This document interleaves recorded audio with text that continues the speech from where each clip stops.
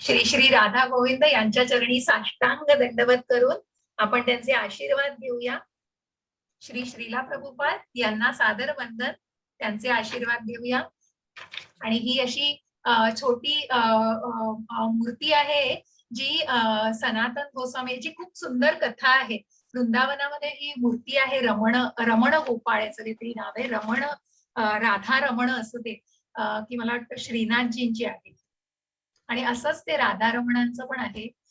हा, माधवेंद्रपुरी जी आपण कथा बघितली ना त्या दिवशी, तर त्यांना त्या झाडाझुडपांमध्ये ती मिळते आणि तिथे ही श्रीनाथजींची मूर्ती त्यांना मिळते त्या झाडाझुडपांमध्ये. जे आपण बघितलं, ज्यांना तहान करपलेली असते आणि तिथे प्रत्यक्ष भगवंत येऊन त्यांना दुधाचा एक भांड्यामध्ये दूध देऊन जातात आणि त्यानंतर त्यांच्या स्वप्नात येऊन त्यांना म्हणतात की मी इथे अडकलेलो, आणि ती ही माधवेंद्रपुरींनी बांधलेलं हे श्रीनाथजींचं नाथपुरीचं मंदिर आहे.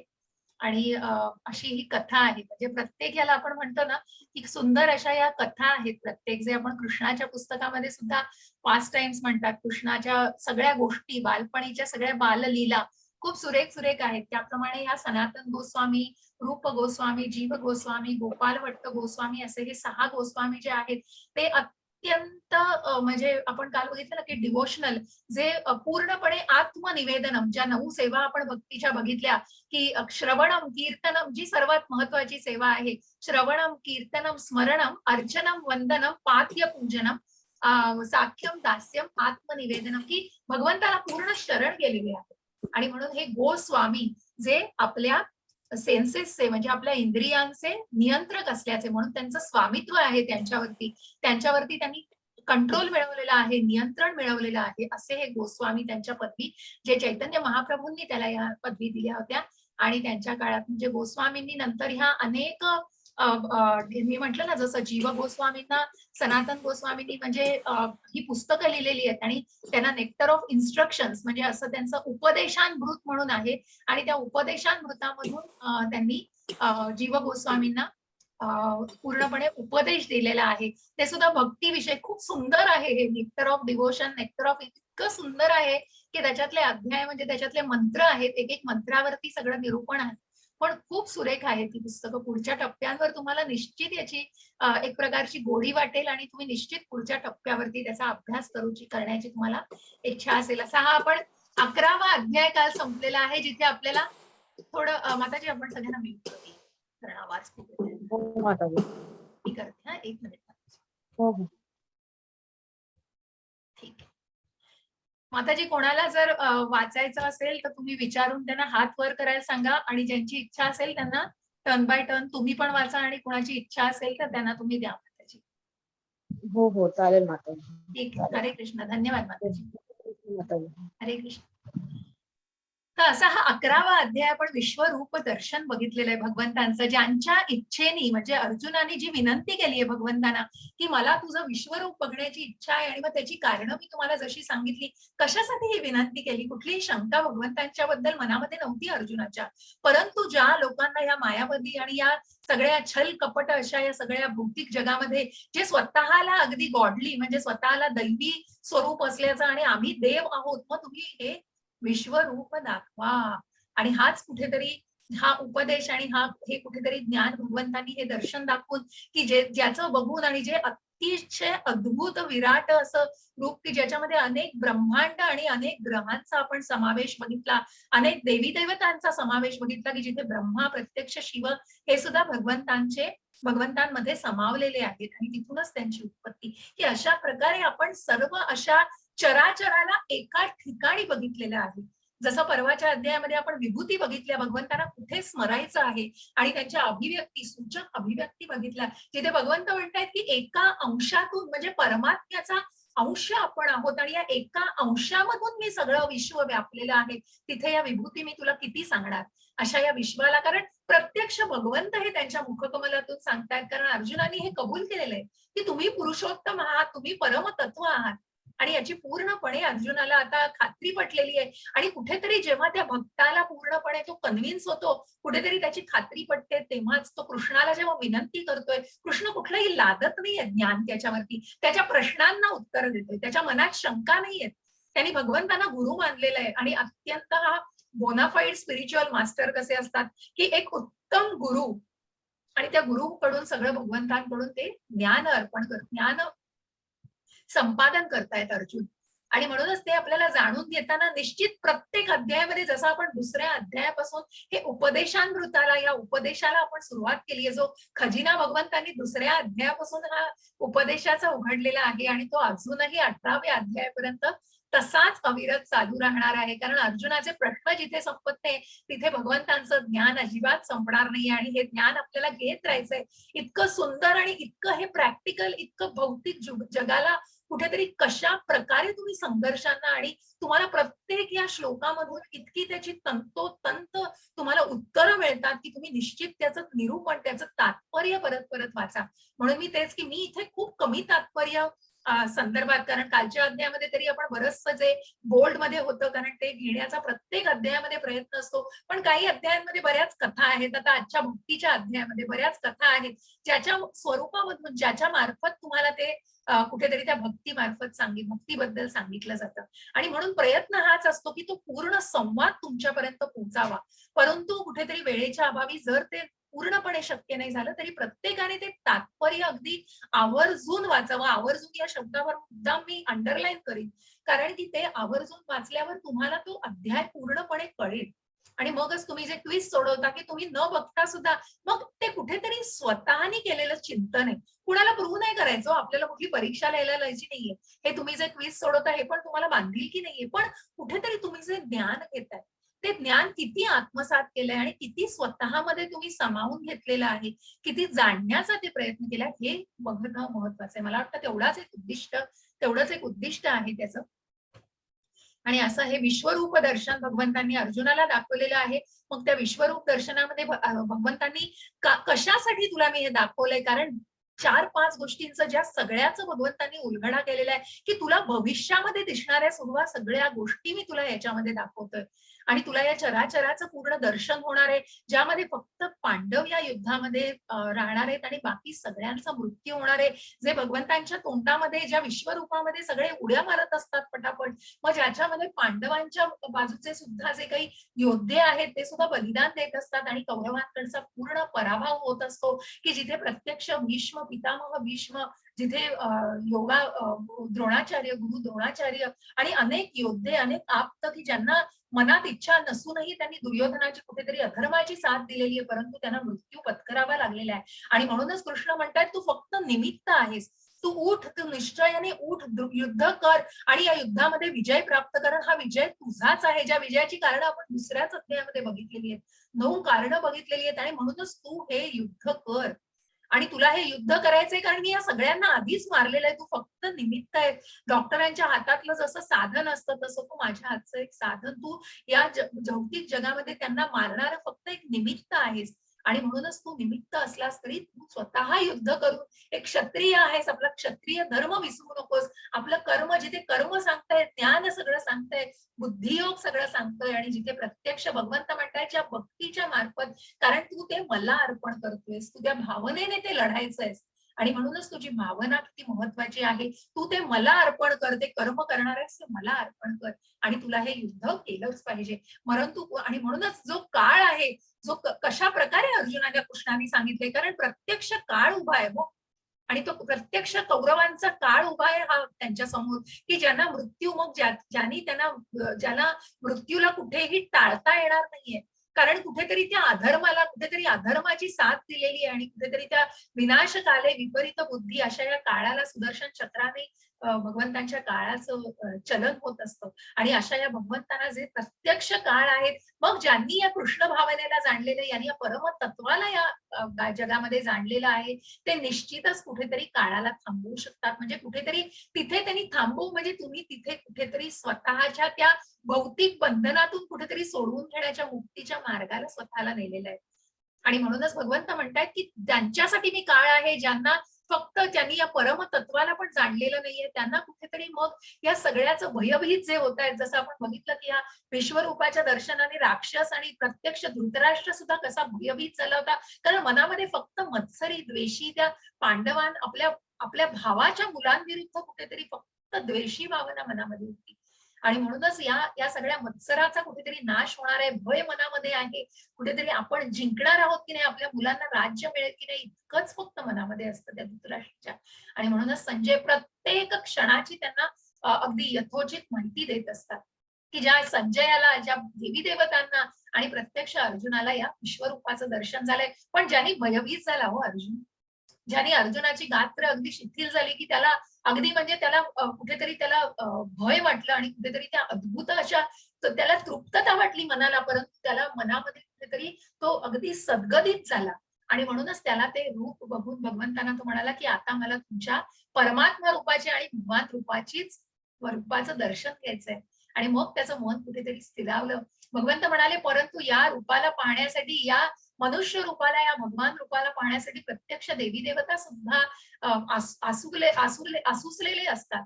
कारण त्यांना या भक्तीच्या या ज्या अनन्य भक्तीच्या अशा या रूपाचं दर्शन प्रत्येक वेळी हवं असतं. कारण ते तर सर्वात शुद्ध, म्हणजे ते अगदी त्या परम तत्वाला पोहोचलेले आणि ते अत्यंत शुद्ध भक्त आहेत, जे देवी देवता भगवंतांच्या शोधामध्ये. आणि म्हणूनच यांना सगळ्यांना पाहण्यासाठी शुद्ध भक्ती आवश्यक आहे. भगवंतांनी सांगितले, की अनन्य भक्तीद्वारे तुम्ही माझ्या या रूपाला बघू शकता.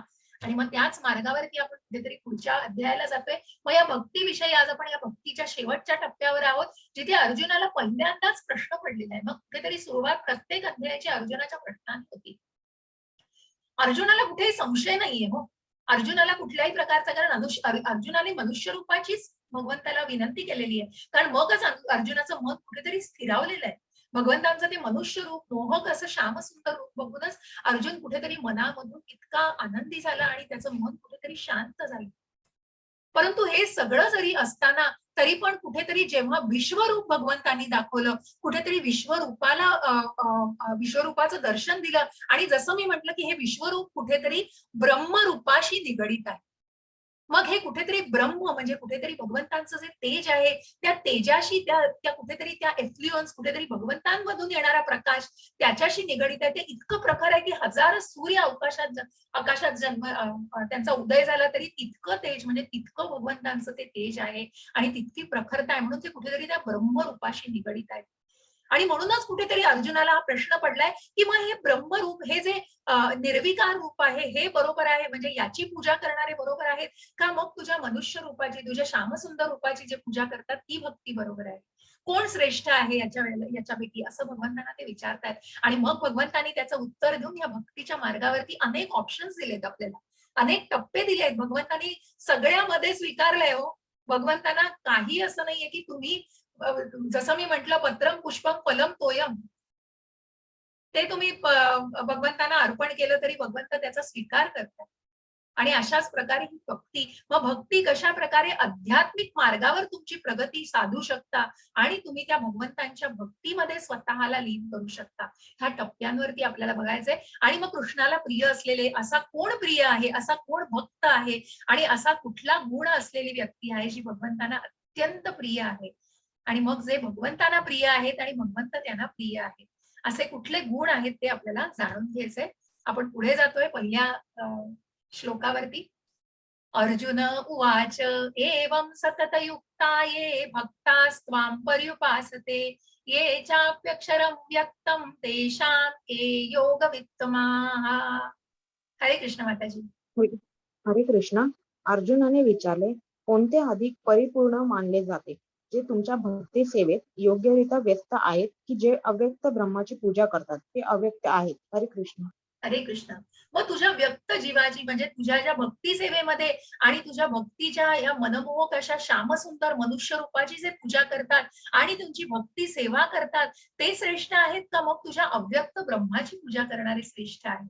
हा प्रश्न कधी पडला अर्जुनाला? कारण कुठेतरी विश्वरूप दर्शन बघितल्यावर, की मग या विश्वरूप दर्शनाची, की मग या ब्रह्माचं रूप आहे. आणि जसं मी म्हटलं, की हे कुठेतरी तात्पुरतं, तो कन्सेप्च्युअल फॉर्म आहे. कुठेतरी भगवंतांनी तो त्यांचा फॉर्म म्हणून प्रकट झालेत. भगवंत त्या स्वरूपामध्ये कुठेतरी प्रकट झालेत तात्पुरते. कारण त्यांनी त्यांचं विराट असं, अद्भुत असं जे काही त्यांचं सगळं जे आपण ज्यांना म्हणतो अधियज्ञ आहेत आणि ज्यांना अधिदैव म्हटलंय, ज्या सगळ्या ब्रह्मांडांचा ज्यांच्यामध्ये वास आहे, आणि म्हणूनच त्या सर्वांचं दर्शन भगवंतांनी एकाच ठिकाणी करवलेलं. म्हणून भगवंत मग सांगतायत, श्री भगवान वाच मय्यावेश मनो ये मां नित्ययुक्ता उपासते श्रद्धया परयोपेतात् अस्ते मे युक्ततमा मतः. हरे कृष्ण माताजी. हरे कृष्ण. वर्षमाताजी वाचा.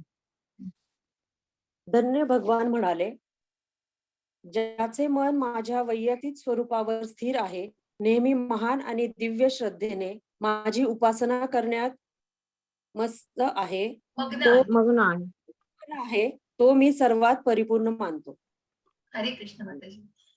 म्हणून मग धन्य भगवान सांगतायत की जी पूजा अर्चा केली जातीये आणि ज्याचं मन माझ्या वैयक्तिक, बघा आता इथे कुठेतरी जाणून घ्यायचंय तुम्हाला की मग हे वैयक्तिक रूप, मग हे वैयक्तिक स्वरूप काय आहे भगवंतांचं, की मग तुम्हाला एक उदाहरण द्यायचं झालं तर प्रभुपादांनी खूप सुंदर उदाहरण दिलेलं आहे की मग एखादी पत्र तुम्ही लिहिता हो तुमच्या नातेवाईकांना जे बाहेर गावी आहेत, त्या नातेवाईकांना पत्र लिहिल्यानंतर तुम्ही ते पत्र पेटीत टाकता. आता तो कन्सेप्ट गेला हो, आता SMS चा आणि ईमेल्सचा आणि स्काईप आणि याचा जमाना आला, त्याच्यामुळे पत्र आपण विसरलो. जे इतकं आनंदी आणि अजूनही मला आठवतं की आमच्या लहानपणी ते पोस्टकार्ड, आंतरदेशीय पत्र इतकं खूप सुंदर वाटायचं, कारण पत्र ही पत्र आहेत शेवटी आणि त्या पत्राच्या याच्यावरनं खूप खूप खूप मेमरीज आहेत आणि आपण ते आपल्याकडे जपून ठेवतो.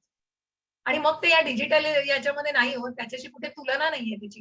तर असं हे पत्रावरनं एक उदाहरण दिलंय प्रभुपादांनी. मग असं हे पत्र लिहिल्यानंतर जेव्हा ते पत्र तुम्हाला त्या पर्टिक्युलर डेस्टिनेशन, त्या ठिकाणी पोहोचवायचं असतं, तेव्हा तुम्हाला एक लाल कलरचा डब्बा असतो तुमचा, तो लेटर बॉक्स असतो, त्याच्यामध्ये तुम्ही ते पत्र टाकता आणि ते पत्र, तो लेटर बॉक्स कुठेतरी ऑथोराइज्ड असतो, कुठेतरी शिक्का मोर्तब, जिथे शासकीय शिक्का मोर्तब झालेला असतं की हे तुमचं पत्र तुमच्या डेस्टिनेशनला, तुमच्या ठराविक ठिकाणी जाईल. कारण कुठेतरी ते गव्हर्नमेंट, कुठेतरी कुठेतरी त्याच्यावर सरकारी शिक्का असतो आणि सरकारी त्यांनी ते ऑथोराइज्ड असतं, बरोबर. तर ती कुठेतरी ती मान्यता असते त्याला, आणि मग अशा प्रकारे जी मान्यता असलेलं असेल तिथेच जाईल. पण हेच पत्र तुम्ही, एक मुलगा खेळतोय आणि त्या खेळण्याच्या याच्यामध्ये त्याला प्रोजेक्ट आहे हो, आणि त्या प्रोजेक्टमध्ये त्यांनी एक लाल पेटीचं त्यांनी एक पोस्टाची पेटी बनवली, त्याच्यात जर तुम्ही ते पत्र टाकलं तर मला चॅटमध्ये उत्तर द्या. खूप खूप खूप अगदी क्षुल्लक प्रश्न आहे, परंतु जस्ट एक तुमच्याशी तुम्हाला उदाहरण द्यायला की मग त्या पेटीत तुम्ही ते पत्र टाकलं की पोहोचेल का हो तुमचं, ते पोहोचेल तुमचं त्या ठराविक डेस्टिनेशनला? चॅटमध्ये सांगा मला.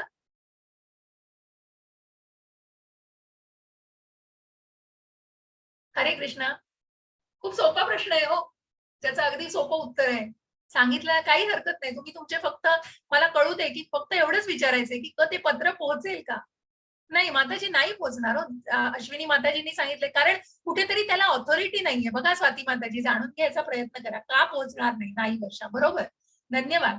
मग ते पत्र का पोहोचणार नाही, बघा, कारण कुठेतरी जे तुम्ही त्या राजकीय, कुठेतरी त्या सरकारी ऑथॉरिटीचं पाठवता, कुठेतरी मान्यता असलेलं, आणि मग हे कुठेतरी खेळण्यातलं आहे हो, हे खेळणं आहे. मग त्याला कुठलीही मान्यता नाहीये, ते खेळण्यातला एक लेटर बॉक्स म्हणून बनवलेला आहे, आणि मग तो तुमचं पत्र नाही लिहू शकणार, ते तिथेच पडून राहिलं पत्र.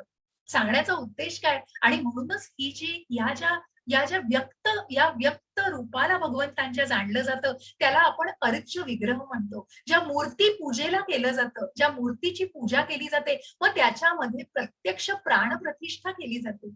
आणि तुम्ही त्या मूर्तीकडे निरखून, जसं कालच मी तुम्हाला कालच्या अध्यायात सांगितलं की कशा प्रकारे मग त्या मूर्तीवरती सगळी सजावट करून, आणि त्या मूर्तीचं नुसतं आपण त्याच्याकडे बघितलं तरी आपली सगळी निराशा गळून पडते हो कुठेतरी. आणि म्हणून त्याला अर्च्य विग्रह म्हटलंय. ज्या भौतिक युगात आपण जी पूजा अर्चा केल्या जातात आणि जे आपण मूर्ती पूजा करतो, त्या मूर्ती पूजेचं महत्व जाणून घ्या. कारण त्याच्यावर कोणीतरी बोनाफाईड, जसे ते पुजारी असतात, जे ते गुरु, जे प्रत्यक्ष ज्यांनी मंत्रोच्चारांनी आणि अनेक विधींनी त्याच्यावर प्राणप्रतिष्ठा करून भगवंताला विनंती केलेली असते की तू मूर्तीमध्ये ये, आणि त्या मूर्ती रूपामध्ये भगवंत प्रत्यक्ष आलेले असतात. आणि म्हणूनच त्याला अर्च्य विग्रह असं म्हटलं जातं. त्या अव्यक्त, ते फक्त एक दगड नसतो, मग त्याला आपल्याला पुढे जाणून घ्यायचंय की कोण व्यक्ती त्याला कसं मानतात. परंतु याच्यासाठी फक्त ती अनन्य भक्ती, आणि म्हणूनच भगवंत म्हणताय, ज्याचं मन माझ्या वैयक्तिक स्वरूपावर स्थिर आहे आणि नेहमी महान आणि दिव्य श्रद्धेने, त्या अनन्य भक्तीने. मग ही अनन्य भक्ती कशी असते हो, की भगवंतांकडे बघण्यासाठी ज्या आईचं मुलावरती प्रेम असतं, त्या आईच्या मुलाचं प्रेम त्यांच्यामध्ये आणायला कशा प्रकारे ते मनामध्ये असतं. मग फक्त आपल्या मुलाचे कपडे बघितले की मूल बाहेर गेलंय खेळायला, पण ते मुलाचे कपडे बघितले की त्या आईच्या मनामध्ये प्रेम सतत असतो त्या मुलाबद्दल. कारण त्या भावना, त्या प्रेमळ भावना सतत असतात. तिला कोणीतरी वेगळं सांगायला लागत नाही काही त्याच्याबद्दल. आणि असेच भक्ताचे जेव्हा भाव भगवंतांबद्दल असतात की अत्यंत अनन्य भक्तीमध्ये, आणि मग इतक्या त्या खोल भक्तीमध्ये तो भक्त असतो की त्या वैयक्तिक स्वरूपावर, आणि म्हणूनच त्या मूर्ती पूजेवरती, मग त्या मूर्तीचं काय महत्व आहे की भगवंतांना विनंती करून त्या प्रत्यक्ष देव त्याच्यामध्ये प्राणप्रतिष्ठा केलेली असते, आणि म्हणून आपण या मूर्तींची पूजा करतो. आणि या मूर्तींची अशा प्रकारे प्राणप्रतिष्ठा करून पूजा केली जाते. आणि मग त्या दिव्य म्हणून कुठेतरी श्रद्धा मनामध्ये पाहिजे. या ज्या अर्च विग्रहाला मानलं जातं, परंतु जसं पुढे जाऊन सांगितलंय की मग जे अन्य लोक आहेत, दिव्य श्रद्धेने पूजा करण्यात मग्न आहेत, ते परिपूर्ण भगवंतांनी सांगितलंय. परंतु असेही बरेच लोक आहेत जे खूप कठीण जातं, ज्यांना भगवंतांचं हे रूप मानणं ज्यांना खूप कठीण जातं. हरे कृष्ण माताजी. हरे कृष्ण. परंतु जे सर्व इंद्रियांचे संयमन करून आणि सर्वांच्या ठायी समबुद्धी ठेवून अव्यक्त इंद्रियातील सर्वव्यापी अचिंत्य अविकारी स्थिर आणि अचल अशा परम सत्याच्या निर्विशेष रूपाची पूर्ण उपासना करतात, ते सर्वांच्या हितार्थ संलग्न होऊन शेवटी माझीच प्राप्ती करतात. हरे कृष्ण. हरे कृष्ण. मग कुठेतरी ते टप्पे आहेत बघा. म्हणून भगवंत म्हणतात, भगवंतांनी कुणालाच अस्वीकारलेलं नाहीये. म्हणून जे कोणी त्या निर्विकार रूपाबद्दल आणि ज्यांना अव्यक्त रूपाबद्दल सुद्धा ज्यांना कुठेतरी जाणीव आहे, आणि ज्यांना कुठेतरी त्याविषयी एका शक्तीला ते मानतायत, आणि त्या भगवंतांच्या शक्तीला ते ब्रह्म स्वरूपामध्ये मानतायत, आणि जी व्यक्ती स्वतःच्या इंद्रियांचं नियमन करून स्वतःची बुद्धी बघा तिने स्वतःला नियंत्रित केलेलं आहे, फक्त ते भगवंतांच्या त्या मनुष्य रूपाला कुठेतरी मानण्याला अजून मन कन्व्हिन्स झालेलं नाहीये, तयार झालेलं नाहीये, आणि म्हणूनच त्या अव्यक्त भावाला, परंतु भगवंत सांगतायत की त्या अव्यक्त इंद्रियातील सर्वव्यापी अचिंत्य अविकारी स्थिर अचल अशा परम सत्याच्या निर्विशेष रूपाची पूर्ण उपासना करतात. आणि म्हणूनच ते स्वतःच कुठेतरी इंद्रियांना संयम करून आणि नियमन करून स्वतःच नियंत्रित करून या रूपाची पूजा करतात. ते सर्वांच्या हितार्थ, आणि मग ते सुद्धा शेवटी माझ्याच धामाला, माझ्याच स्वभावाला प्राप्त करतात आणि माझीच प्राप्ती करतात. मग कुठेतरी तो टप्पे आहेत, कुठेतरी लगेच त्यांना ते मान्य नसतं, आणि ते कुठेतरी मी शरीर आहे अजूनही त्या भौतिक शरीराला मग कुठेतरी आत्मिक पातळीवर कुठेतरी त्या आत्मसाक्षात्काराची अजून जाणीव झालेली नसते. कारण ते अनन्य भक्तीच्या मार्गावरती येणं खूप कठीण आहे हो, आणि त्याला खूप तप साधना, आणि म्हणूनच आपण आज या भक्तीचे टप्पे भगवंत सांगणार आहेत, आणि भक्तीमध्ये कशा प्रकारे तू माझ्या भक्तीमध्ये येऊ शकतोस याच विषयी भगवंत आपल्याला सांगणार आहेत. क्लेशोधिकतरस्तेषां अव्यक्ता चेतसां अव्यक्ता हि गतिर्दुःखम देहवद्भिर्वाप्यते. हरे कृष्ण माताजी. वर्ष माताजी वाचा. हरे कृष्ण. ज्यांचे मन परमसत्याच्या अव्यक्त निर्विशेष रूपामध्ये आसक्त झालेले आहे, त्यांना प्रगती करणे अतिशय क्लेशदायक आहे. त्या मार्गात प्रगती करणे देहधारी जीवांसाठी नेहमीच अतिशय दुष्कर असते. हरे कृष्ण माताजी. हरे कृष्ण. मग ज्यांचं मन परम सत्याच्या अव्यक्त निर्विशेष रूपामध्ये आसक्त झालेलं आहे, कुठेतरी त्या ब्रह्म रूपामध्ये, कारण कुठेतरी मन अजून कन्व्हिन्स झालं नाहीये, कृष्णाला मानत नाहीये मन. कृष्णाला मानायला मनात श्रद्धा थोड्याफार प्रमाणात असेल, किंवा त्या इंद्रियांना सुद्धा नियंत्रण केलं जातंय, परंतु त्यांना प्रगती करणं कुठेतरी क्लेशदायक, कारण कुठेतरी ते अजूनही स्वतःला शारीरिक पातळीवर धरतायत, आणि स्वतःची इंद्रिय नियमन पूर्णपणे शक्य झालं नाहीये, आणि म्हणून मग त्यांच्यासाठी कुठेतरी ते देहधारी म्हणजे त्या त्या देहधारी त्या बॉडी लेवलवर, त्या शारीरिक पातळीवर जे कुठेतरी विचार करतात, अजूनही ते मानायला तयार नाहीयेत की आत्मा आहे, मी शरीर नाहीये, हे कुठेतरी जाणून घ्यायला आणि त्या आत्मसाक्षात्कारी भावनेमध्ये आणि कृष्णाला त्या अव्यक्त रूपामध्येच ते मानतायत. आणि म्हणून मग गेल्यानंतर आपण कृष्णधामाला प्राप्त होतो, आणि आपल्याला मग पुन्हा आपण मोक्ष मिळतो, किंवा अशा या मायावादी तत्वांमध्ये आणि तर्कवादी भावांमध्ये हे लोक असतात. परंतु मग त्यांना कुठेतरी नेहमीच अत्यंत दुष्कर असतं, आणि त्यांना तो मार्ग कुठेतरी क्लेशदायक असतो. आणि मग त्यांना तो मंत्र वगैरे केलं जातं किंवा त्या टप्प्यावरती ते येतात, परंतु तो मार्ग असतो त्या अव्यक्त रूपातनं कुठेतरी व्यक्त रूपाला मानण्याचा आणि त्या अनन्य भक्तीपर्यंत पोहोचायचा तो मार्ग, कुठेतरी मग त्यांना सगळे क्लेश वगैरे सोसायला लागतात आणि मग त्या त्रासाच्या मार्गातून, कारण अजूनही कुठेतरी सकाम कर्मामध्ये अडकलेले आहेत, पण भावना भावना कुठेतरी वाढवायचा प्रयत्न आहे, त्या प्रगती करण्याचं मनामध्ये इच्छा आहे, म्हणून मग ते अगदी अगदी क्लेशदायक असलं तरी त्या टप्प्यापर्यंत भगवंत म्हणतात की नक्कीच ते माझी प्राप्ती करतात.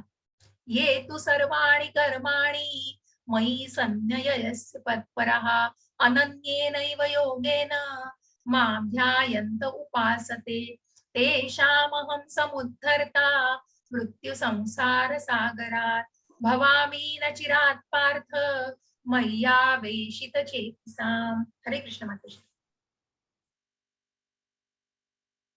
हरे कृष्ण. परंतु जे माझे पूजन करतात, जे आपली सर्व कर्मे मला अर्पण करतात आणि अनन्य भावाने भक्ती करीत माझी उपासना करतात, माझ्या ठाई मन स्थिर करून भक्तीमध्ये संलग्न होतात व माझे ध्यान करीत असतात, त्यांचा हे पार्था मी जन्म मृत्यू रूपी संसार सागरातून त्वरित उद्धार करतो. हरे कृष्ण. हरे कृष्ण माताजी.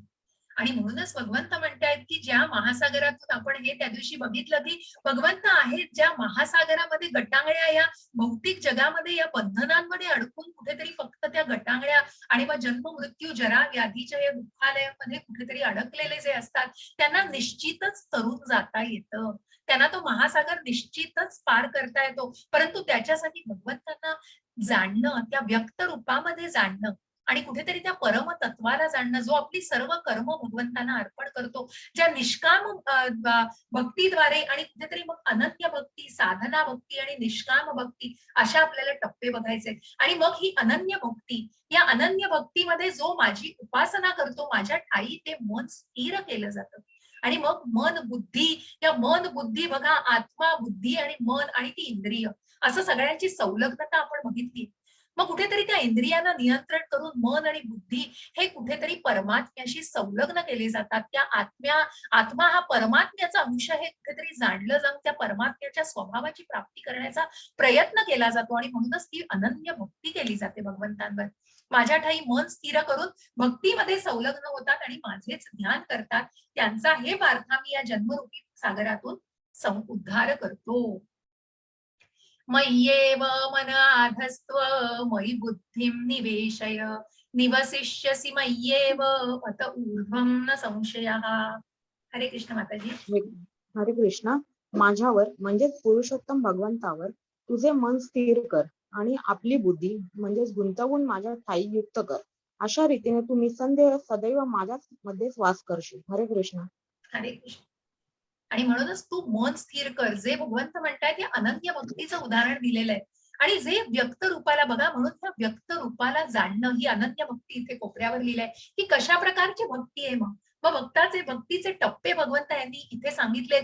जसं या समुद्र महासागरातून तरुण तू कसा जाऊ शकतोस, कारण जेव्हा या मन आणि बुद्धी तू जेव्हा माझ्यावरती स्थिर करशील, त्या भक्तिभावाने त्या नामस्मरणाने जेव्हा तू भगवंतांवर बुद्धी आणि मन त्या बुद्धीला कुठेतरी सत्सद विवेक बुद्धी सन्मार्गावर आणून कुठेतरी त्या उपासनेने मग कुठेतरी ती श्रद्धा मनामध्ये आणि त्या भगवंतांशी बोलतो, मग तो संवाद कसा साधला जाईल. आणि म्हणूनच भगवंतांनी हे व्यक्त रूप का सांगितलंय, जे अनन्य भक्तीने भगवंतांच्या व्यक्त रूपाची जी पूजा करतात, उपासना करतात, ते भगवंतांशी संवाद साधतात.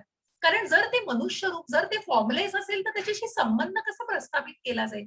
मग जो संबंध अभ्युदय आणि प्रयोजन आपण बघितलं, मग या अनन्य भक्तीने कुठेतरी भगवंतांशी संबंध, मग ते भगवंत मनुष्य येतो आपल्यासारखे. आणि म्हणून त्यांचं जे मनुष्य रूप, ज्या मूर्तीची पूजा, त्या मूर्तीशी बोलतो आपण.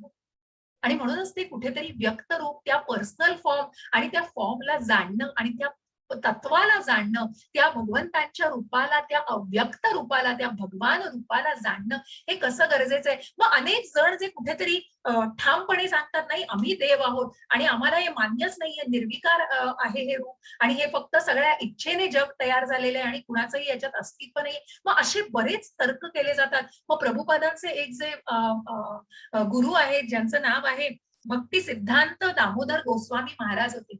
आणि तिथे परदेशामध्ये अशा एका ठिकाणी एक चर्चा चालली होती आणि त्या चर्चेमध्ये एक मायावादी प्रभुपादांशी बोलत होता आणि कुठेतरी चर्चा करत होता की आपण भगवंत आहोत, आपल्यामध्ये दैवी शक्ती आहेत. आणि मग प्रत्यक्ष या भक्ती सिद्धांत यांनी गोस्वामी जे आहेत त्या भक्ती सरस्वती दामोदर गोस्वामी महाराजांनी त्यांना सांगितलं, ठीक आहे तुम्ही दैवी आहात, शक्ती आहात, मग का एखादी दात दुखायला लागला तरी सगळे डेंटिस्ट कडे जाता, कुठेतरी काहीतरी अंग दुखायला लागलं की डॉक्टरकडे जाता? अहो तुम्ही दैवी आहात ना, मग तुम्ही कुठेतरी स्वतःचं संरक्षण करा, कुठेतरी नियंत्रण करा. आपली इंद्रिय किती सीमित आहेत, किती लिमिटेड आहेत आणि किती सदोष आहेत हे जाणण्याचा प्रयत्न करा. आणि मग कुठेतरी कृष्णाची तुलना की मी कृष्ण आहे, आपण अंश आहोत, आपण अस्तित्व कृष्णासारखं आहे, आपण क्वालिटीनी, आपण त्या तत्वानी, आपण त्या स्वभावाने कृष्णासारखे आहोत, पण म्हणून कृष्ण नाही, ही तुलना करणं किती अयोग्य आहे. आणि म्हणूनच किती किती लोक कुठल्या तरी अज्ञानामध्ये आणि त्या मायावादीमध्ये, या तर्कामध्ये कुठेतरी फक्त उचललेली जीव आणि लावली टाळूला अशा प्रकारचे ते संवाद करत असतात. आणि मग अशांना बरोबर असे चोख उत्तर देणारे की म्हणूनच जे विश्वरूप दर्शन अर्जुनाने विनंती केली तर याच कारणासाठी की कुठेतरी हे दैवी स्वरूप भगवंतांचं, की जी भगवंतांची शक्ती आहे आणि ती कुठेतरी परा अपरा या शक्तीच्या माध्यमातून आणि कशा प्रकारे त्यांनी या सगळ्याची उत्पत्ती केली आहे. मग हे तत्व जाणायचं नाहीये तर काय जाणायचं नाही. आणि म्हणून भगवंत प्रत्यक्ष या भक्तीच्या मार्गावरती टप्पे सांगतायत की ज्या अनन्य भक्तीने तू मला अर्पण करू शकतील, की मग तू तुझं मन माझ्यात स्थायी स्थिर कर. जसं आपण म्हणतो की पीस ऑफ माइंड. मग कुठेतरी जेव्हा आपण त्या मंदिरामध्ये जातो आणि आपलं मन कुठेतरी खूप चंचल, काही अविचार येत असतात, मनामध्ये निश्चय करू शकत नसतं, बघा त्या मंदिरामध्ये गेल्यानंतर का तुमचं मन स्थिर होतं, काय कारण आहे त्याच्यासाठी? विचार करून बघा, स्वतःलाच अॅनलाइज करा. मग ते मानणं, कुठेतरी श्रद्धा असली तरच तुम्ही मानू शकाल, तरच तुम्ही देवळात जालो पहिली गोष्ट. आणि म्हणूनच मग त्या गोष्टीला मानणं आणि त्या व्यक्त अशा रूपाला जाणणं हे किती महत्वाचं आहे. आणि म्हणून हे फक्त एका अनन्य भक्तीतून साध्य करू जातं.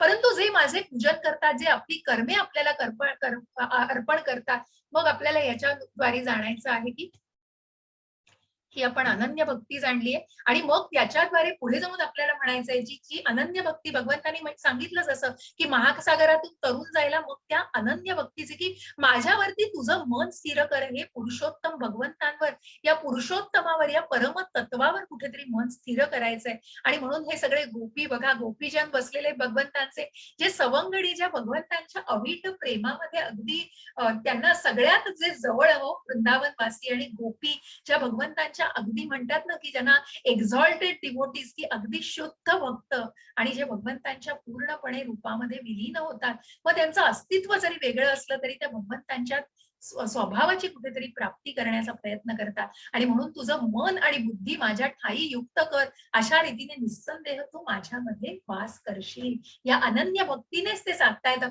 मग तुला जर अनन्य भक्ती नसेल साधता येत, बघा आता या टप्प्यांवर आपल्याला बघायचंय, मग तुला अनन्य भक्ती तू हे करू शकत नसलास तर तू काय करू शकतो? अथम चित्तम समाधातुं न शक्नोसि मयि स्थिरम् अभ्यास योगेन ततो मामिं चाप्तु धनंजय.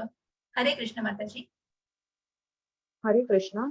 हे धनंजय, जर तू आपले मन निश्चलत्वाने माझ्या ठाई स्थिर करण्यात असमर्थ असशील तर भक्ती योगाच्या नियामक तत्वांचे पालन कर. अशा रीतीने मला प्राप्त करण्याची इच्छा तू उत्पन्न कर व तुम्हाला पूर्ण सिद्धी प्राप्त होईल. हरे कृष्ण. हरे कृष्ण. आणि मग जर तुला हे शक्य नसेल, तुला इतकं जो अनन्य भाव खूप कठीण आहे साधणं, कारण म्हणूनच भगवंत म्हणतात त्या टप्प्यावरती. म्हणून तुम्हाला आता सपोज तुम्ही एक्झाम्पल तुम्हाला देते, तुम्ही कार शिकताय, तुम्हाला कार शिकताना तुम्हाला ट्रेनर देतोय ना, ट्रेनर तुम्हाला त्या 4 व्हीलरचं ट्रेनिंग देतोय, पण त्या ट्रेनिंगला तुम्ही तो ट्रेनरला जेव्हा गाडी चालवताना शिकताय तुम्ही, तेव्हा तुम्ही त्या ट्रेनरला सांगाल का हो तू निघून जा, गाडीतनं उतरून जा आणि तुम्ही हायवेवर गाडी चालवाल?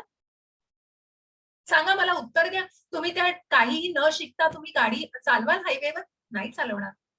कारण का हो? कारण तुम्हाला ते ज्ञान घेणं आवश्यक आहे. तुम्हाला ती मार्गदर्शक तत्व, बरोबर प्रभूजी, बरोबर माताजी, हरे कृष्ण. कारण तुम्ही त्या हायवेवर डायरेक्ट जाल का? नाही, टप्प्याटप्प्याने जाल.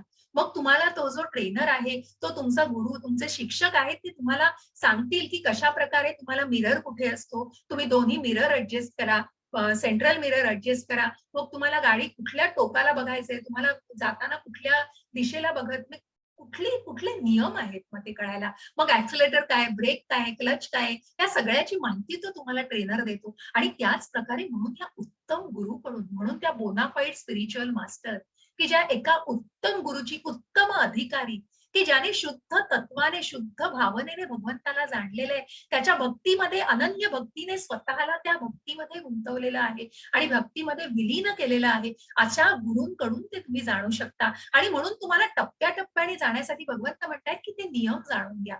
आणि जर तू आपलं मन आणि बुद्धी स्थिर करू शकत नसशील तर त्या नियमांची बांधील राहा कुठेतरी. मग सकाळी कुठेतरी सकाळी मंगल आरतीचं जसं आपण टेम्पल प्रोग्राम्स बघतो, मग जे जे नियम आहेत, जे इस्कॉनचे नियम आहेत, मांसाहार करू नका, जुगार खेळू नका, परस्त्रीशी संबंध ठेवू नका आणि दारू पिऊ नका, असे हे सगळे जे काही नियम आहेत हे मुख्य पाळणं गरजेचं आहे. हे खूप बेसिक नियम आहेत आणि निश्चितच सगळे याच वाटेवरनं चालतात. परंतु मग जो शुद्ध भक्त मग पुढे जाऊन जे त्या दिवशी प्रभूजी विचारत होते किंवा चहा कॉफी घ्यायची नाही, कुठेतरी कांदा लसूण खायचं नाही, हे पुढचे नियम आहेत, पुढच्या पातळ्यांवर. स्वतःला तुम्हाला त्या आध्यात्मिक पातळीवर तितकं उन्नत करायचं असेल तर कुठेतरी त्या टप्प्यांवरनं तुम्हाला जायला लागेल. आणि मग ती बंधनं निश्चितच इस्कॉनची पाळली गेली पाहिजेत. कारण मग कुठेतरी त्याच्याच कारण मी पुढे जाऊन सांगणार आहे, जेव्हा आपण 14वा अध्याय करणार आहोत तेव्हा तुम्हाला निश्चित कळेल. कारण कुठेतरी त्या अन्नामध्ये काय असतं की ती तामसिक द्रव्य असतात आणि म्हणूनच तो तामसी भाव असतो. आणि त्या तामसी भावामुळे मला 1 सेकंद द्या हा सर.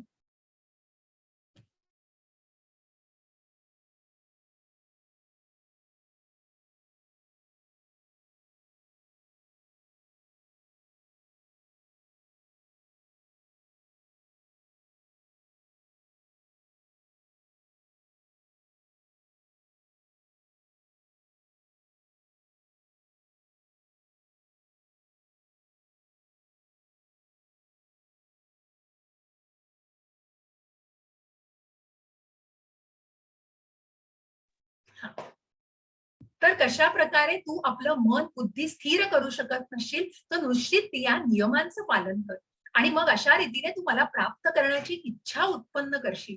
मग कुठेतरी इच्छा उत्पन्न केल्यानंतर त्या मार्गावरती तू स्वतःला मार्गस्थ करू शकशील आणि मग निश्चितच तू पूर्ण सिद्धी प्राप्त करता येईल तुला. मग त्या नियमांचं बंधन, मग वैष्णव जे इस्कॉन टेम्पलमध्ये जे आपण टेम्पल प्रोग्राम्स बघतो, मग सकाळी मंगल आरती 4:30 वाजता मंगल आरती असते, 5 ते 7 नामस्मरण केलं जातं, 16 माळा ते नामस्मरण केलं जातं, त्यानंतर भागवतम असतं NND प्रभूजींचं. असे सगळे टेम्पल प्रोग्राम्स असतात. मग संध्याकाळी आरती असते आणि दिवसभर सुद्धा वेगवेगळे असे भक्तीच्या सत्संगातले. मग तुम्हाला सगळंच शक्य नसतं.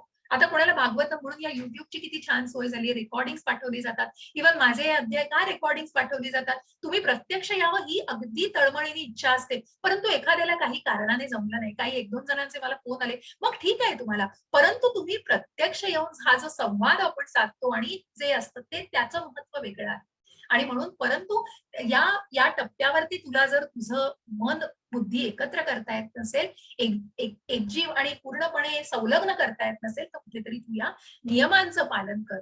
आणि मग आता पुढे जाऊन तेही तुला जमत नसेल तर भगवंतांनी खूप ऑप्शन्स दिलेले आहेत की तेही तुला, मग ही अनन्य भक्ती की जिथे मन बुद्धी स्थिर करता येते, मग जी अनन्य भक्ती शक्य नाहीये तर तू साधना भक्ती की कुठेतरी त्या नियमांचं पालन कर, अशी साधना भक्ती आपण बघितली. इथे जी बघितली ती साधना भक्ती, बघा इथे नाव दिलेलं आहे. 2ऱ्या नंबरची साधना भक्ती आहे, ही 1ल्या नंबरची अनन्य भक्ती आहे, साधना भक्ती. आणि आता आपण बघतोय की तू काय कर, तू जर तू नियमही पाळू शकत नसशील तर तू काय. अभ्यासेप्य समर्थोसी मत्कर्म परमो भव मदर्थमपि कर्माणि कुर्वन् सिद्धिम वाप्स्यसि. हरे कृष्ण माताजी. हरे कृष्ण. जर तुम्ही भक्ती योगाच्या नियमांचे पालन करू शकत नसाल तर फक्त माझ्यासाठी कार्य करण्याचा प्रयत्न करा. कारण माझ्यासाठी कार्य करून डिस्कनेक्ट झाल्या माताजी. ठीक आहे, हरकत नाही. माझ्यासाठी कार्य करून तुम्ही परिपूर्ण अवस्थेवर या. हरे कृष्ण. ऐकू येत आहे का माझं बोलणं संजना माताजी? हरे कृष्ण. हो माताजी. तुम्ही कुठेतरी हरे कृष्ण माताजी. हरे कृष्ण. हरे कृष्ण. आणि म्हणूनच मग भगवंत आता सांगता आहेत की जर तुम्हाला अनन्य भक्ती नाही, साधना भक्ती ही शक्य नसेल, तर तुम्ही निष्काम कर्म करा. हे निष्काम कर्म काय तर बघा, हा इथे एक बांधकाम करणारा व्यक्ती पण तो देवळाचं बांधकाम करतोय. आणि म्हणून तुम्ही जे कर्म कराल की तुम्ही भक्ती योगाच्या नियमांचं पालन करू शकत नसाल, इतके कठोर तुमचं मन, तुम्हाला त्या मंत्र जप, तुम्हाला नामस्मरण करणं जड जात असेल, सकाळी उठून लवकर आवरून ती मंगल आरती आणि मग भागवतम किंवा या सगळ्याचे सत्संग किंवा त्या नियमांचं पालन करणं, आणि या गोष्टी जर शक्य नसतील, तर मग तुम्ही त्या स्मरणाला सुद्धा जपाचं, हे बघा की जसं आपण आधीही ऐकलंय की जपाशिवाय दुसरा यज्ञ नाहीये, परंतु त्याच्यासाठी मग टप्पे आहेत. कुठेतरी ती सिद्धी प्राप्त करायला, कुठेतरी 16 माळा जपायला तुम्हाला आधी 1, 2 आणि 4, 5 अशा या टप्प्यावर मग सुरुवात करायला लागेल. आणि म्हणून मग तुम्ही ते कर्म भगवंतांना अर्पण करा. भगवंत म्हणतायत की या नियमांचं पालन करू शकत नसाल तर माझ्यासाठी कार्य करण्याचा प्रयत्न करा, ज्या कार्य करून तुम्ही पूर्ण अवस्थेवर या. जसं तुम्ही आता या आध्यात्मिक टप्प्यावर आलात, खूप सुंदर असं म्हणून मी तुम्हाला याच जसं मी आधी सांगितलेलं की 12व्या अध्यायाच्या या स्वरूपावर आधारित आणि कुठेतरी याच लाईन्सवर मी तुम्हाला भक्तीचं महत्व, या सेवेचं काय महत्व आहे. मग जसं तुम्ही इथे बसून बघा, हो आता ही मी जी तुम्हाला लिंक पाठवते की आता तुम्ही जसे अध्ययनाला आले तसे 8 ऑगस्टला आपला नवीन वर्ग सुरू होतोय. मग तुम्ही तुमच्या आप्तांना, नातेवाईकांना तुम्ही पाठवा ना, ती लिंक शेअर करा. किती वेळ लागतो तुम्हाला करायला, तुम्ही एक सेवा करणार आहात. मग ती निष्काम करा. ते येतील की नाही, ते अटेंड करतील की नाही याची तुम्ही काळजी करू नका. तुम्ही तुमचं कर्म करा. आणि म्हणून तू निष्काम कर, ते कर्म कर, तू निष्कामती सेवा कर, ते कर्म भगवंतांना अर्पण कर. आणि मग त्या कर्माने तू भगवंतांच्या सेवेत स्वतःला वाहून घे, की मग आपल्याला तुम्हाला जे मानसिक त्याच्यातनं तुम्ही मन बुद्धी पूर्णपणे नाही, पण त्या कर्माने तुम्ही स्वतःला की ते कर्म अर्पण करून कुठेतरी भगवंतांची प्राप्ती करून घेण्याच्या टप्प्यावर स्वतःला मार्गस्थ करा.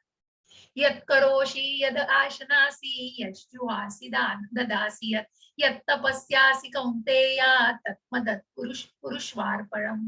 हरे कृष्ण माताजी. हरे कृष्णा. हे कुंतीपुत्र, तू जे काही करतोस, जे काही खातोस, जे काही अर्पण करतोस आणि दान करतोस, तसे तू जे काही तपस्या करतोस ते सर्व मला अर्पण म्हणून कर. हरे कृष्ण. हरे कृष्ण.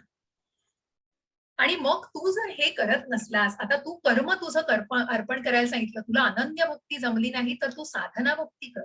साधना भक्ती ही तुला नियमांचं पालन जमलं नाही तर तुझं कर्म मला अर्पण कर.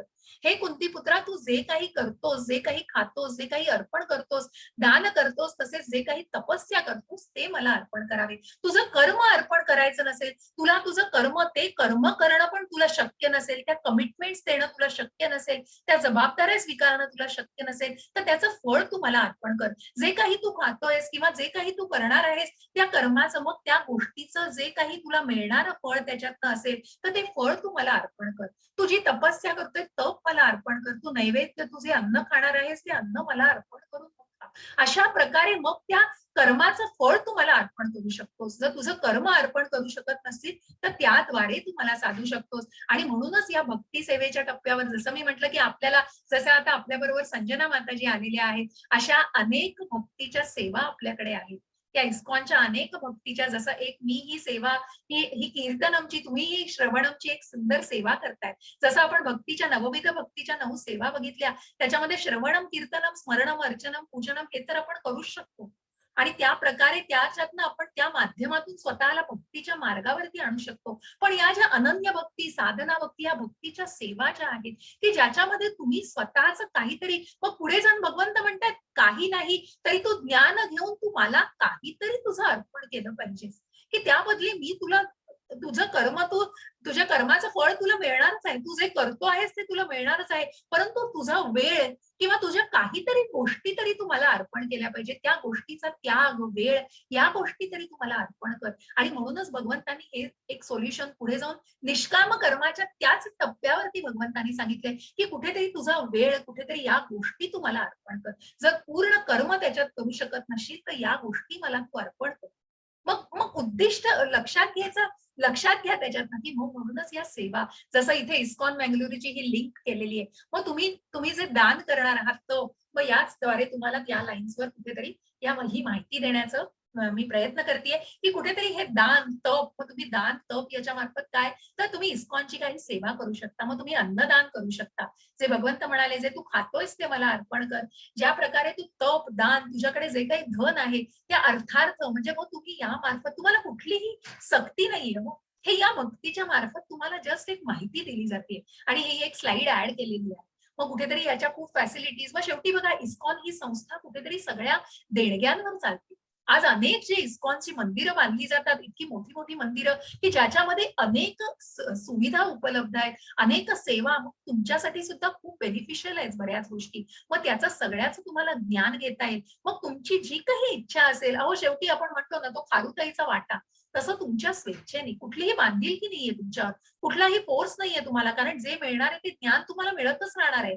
तुम्हाला ते अगदी भगवंतानी जो खजिना उघडलेला आहे त्या भगवद्गीतेचं ज्ञान आणि त्या पुढच्या टप्प्यांचं सगळं ज्ञानही तुमच्यामध्ये, तुमच्यासाठी निशुल्क आहे, तुमच्यासाठी मोफत ही सेवा आहे. परंतु तुमच्या स्वेच्छेने तुम्ही काही जे करू शकाल त्यासाठी तुम्हाला ह्या दान आणि या गोष्टींचं निश्चितच माहिती मी ग्रुपवर शेअर करीन. आणि म्हणूनच तुम्हाला ज्यांना भक्तीचं कर्म अर्पण करायचंय, ज्यांना दान करायचंय, ज्यांना अन्न अर्पण करायचंय, या सगळ्या सेवा आहेत भक्तीच्या.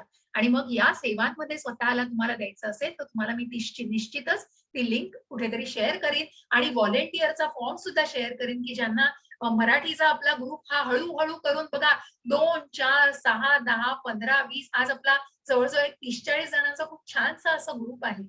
सगळ्या भक्तांचा आणि सगळ्या प्रतिनिधींचा असा ग्रुप आहे. तर त्यामुळे त्या तुम्हाला जेव्हा जसं शक्य असेल तसं, शेवटी वेळ आहे. म्हणून भगवंतांनी सांगितलं की तुझा वेळ अर्पण कर, तू जे दान करू शकतो, तुझ्याकडे असलेलं धन तू स्वेच्छेने अर्पण करू शकतो. तू जे काही, जसं हे हर्षदान दिलंय बघा, हे हर्षदान म्हटलंय याला की नंद आणि प्रत्यक्ष नंद आणि यशोदेनी भगवंत त्यांच्या गोकुळामध्ये आल्यानंतर त्यांनी हर्षदान दिलं. जे काही दिलं ते अगदी स्वेच्छेने दिलं, जे त्यांच्याकडे होतं ते त्यांनी दान केलं, कारण कुठेतरी मन उल्लसित झालं होतं, हर्षोल्लासित. बघा ज्याप्रमाणे आपण हे अध्ययन करताना करतो आणि मग कुठेतरी ती कृतज्ञतेची भावना म्हणून एक टोकन दिलं जातं. अशा प्रकारे तुम्ही जे काही दान करू शकाल ते तुम्ही निश्चित भगवंतांना अर्पण करा.